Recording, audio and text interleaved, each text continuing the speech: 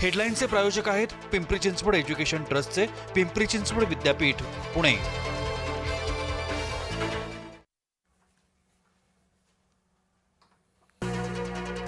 वारकऱ्यांनो, माऊलींच्या भेटीला पुण्यामध्येच या।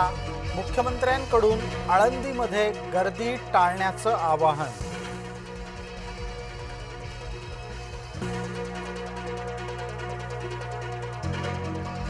नाशिक आणि त्र्यंबकेश्वरमध्ये मंगळवारी ढगफुटीची शक्यता।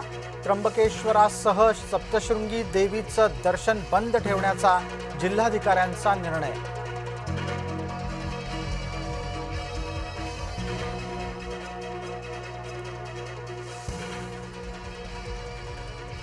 आळंदीत भाविक आणि पोलीस बचावले। प्रशासनाकडून केलेल्या बचाव कार्याला यश। दिवस सरला तरी पश्चिम रेल्वे अडखळलेलीच। वसईपासून पुढची सेवा अजूनही ठप्प। आधी भांडल्या नंतर एकत्र आल्या। आपत्ती व्यवस्थापन कक्षात दोघी एकत्र दिसल्या। तावडे पेडणेकर यांच्याकडून एकत्रित आढावा।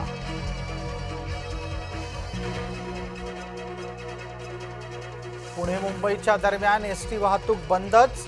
दरड कोसळल्यानं एसटी प्रशासनानं घेतला निर्णय। मुंबई पुणे दरम्यानची वाहतूक अद्यापही प्रभावित। मिसिंग लिंकवरील मातीचा ढिगारा हटवण्याचं काम जोरात सुरू। कर्जत ते लोणावळ्याच्या दरम्यान रेल्वे रुळांवर दरड कोसळली। मुंबई पुणे रेल्वे सेवा पण बंद। घरावर दरड कोसळून आईवडिलांसह मुलाचा मृत्यू। मावळच्या पाटण गावातली दुर्दैवी घटना।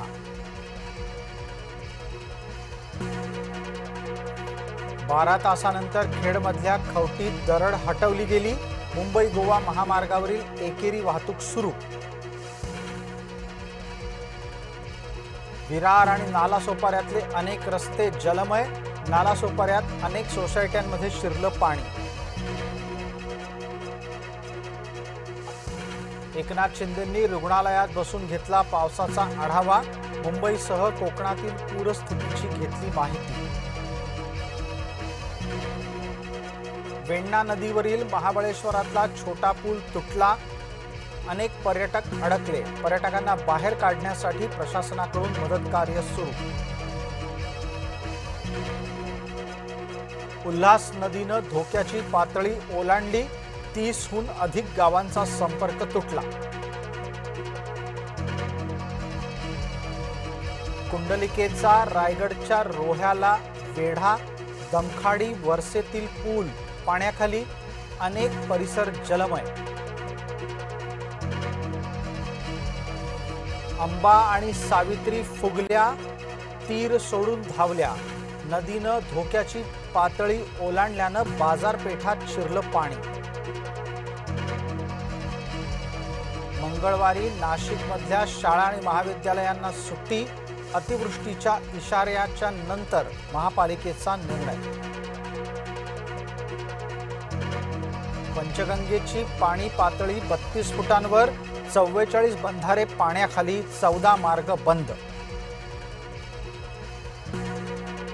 मावळ तालुक्यात अतिवृष्टीनं जनजीवन विस्कळीत। जुन्या पुणे मुंबई महामार्गावर पाणी साचलं।